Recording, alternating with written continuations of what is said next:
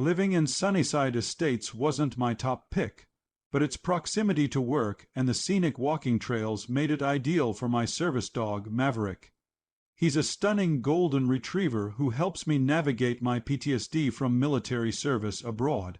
Maverick is impeccably trained, always sporting his service vest in public and obeying commands flawlessly. I know the Americans with Disabilities Act inside out. It's essential when your life depends on a service animal. But I never thought I'd have to recite federal law to my HOA president. My first encounter with Karen Whitfield was unforgettable. She marched up with a clipboard and a frown that looked carved into her face, introducing herself as the HOA president with an air that demanded admiration. "I don't recall approving a dog in this neighborhood," she said, glaring at Maverick, who sat calmly by my side.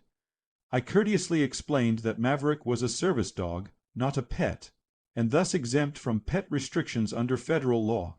She scoffed, muttered about clever loopholes, and stormed off. That should have been my first red flag. Over the next few weeks, I received 3 notices for minor infractions. My lawn was a quarter-inch too long, my mailbox was slightly off, black, and my trash can lingered curbside for roughly 45 minutes post-pickup. Each notice bore Karen's flamboyant signature, complete with a smiley face that felt more menacing than warm. I complied to avoid conflict, but I sensed these petty violations were just the start. Then came the HOA meeting where Karen proposed a new rule. All animals, including service dogs, had to register with the board and wear HOA-issued tags. When I raised my hand and pointed out this violated the Americans with Disabilities Act, she interrupted, declaring that federal laws don't trump community standards. Several neighbors shifted uncomfortably, but none spoke up. After the meeting, Karen leaned in close and hissed, "If you want to play tough, I can play tougher." Her breath reeked of coffee and menace. The following weekend, I was relaxing on my porch with Maverick curled up at my feet, reading the paper, when Karen's shadow loomed over my lawn. Clad in her usual khaki shorts and polo, she clutched a spray bottle. "Your dog's breaking the new pet ordinance. No HOA tag," she announced, loud enough for neighbors to hear. I calmly reiterated that Maverick, as a service dog, was protected by federal law and that her rule wasn't even in effect yet. Her face flushed a furious red. "I'm sick of you military types thinking you're above our rules," she snapped, stepping closer. Before I could stop her, she aimed the spray bottle at Maverick and doused his face with liquid. He yelped, pawing at his eyes, and I leapt up, positioning myself between them. "What's in that bottle?" I demanded.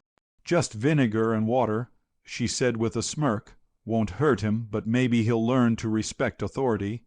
I was furious but stayed composed, thanks to years of military discipline. I rushed Maverick inside, rinsed his eyes thoroughly, and confirmed he was okay. The vinegar had irritated his eyes, but no permanent harm was done. Once he was settled, I called 911. "What's your emergency?" the dispatcher asked. I reported the assault on my service dog, emphasizing that interfering with a service animal is a federal offense. The dispatcher promised officers would arrive soon. 20 minutes later, 2 police officers knocked on my door. I explained everything, showed Maverick's service dog certification and training records, and pointed out Karen's house across the street. One officer took my statement while the other approached Karen. From my window, I saw her gesticulating wildly, her face twisted with outrage, but the officer remained unfazed. When they returned, they confirmed Karen admitted to spraying Maverick, claiming she was upholding community rules.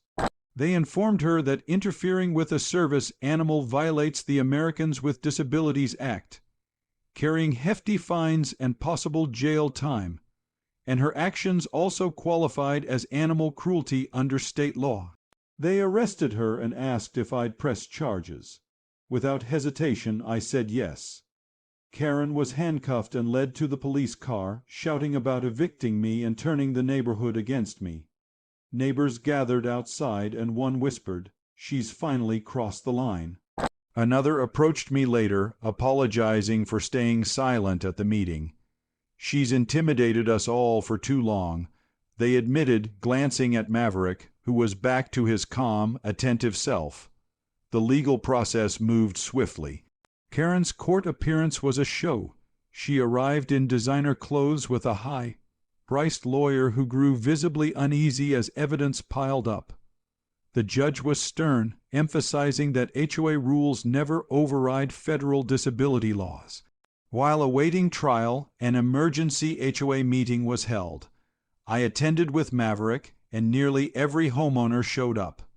The vice president proposed a no-confidence vote in Karen's leadership, citing her reckless actions that exposed the community to legal risk.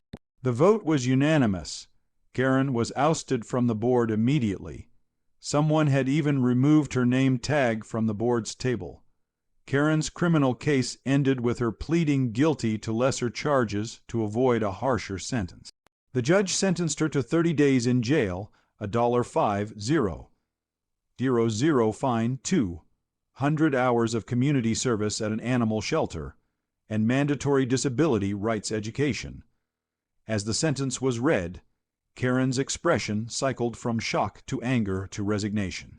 "I was just enforcing the rules," she protested feebly.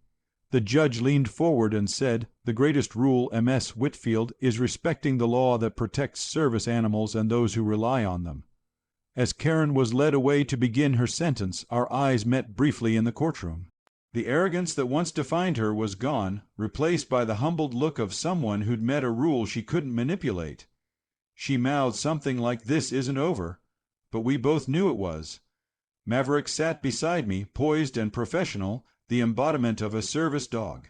I scratched behind his ears, and he leaned into my hand, a quiet reminder of the bond that had endured this storm and emerged stronger.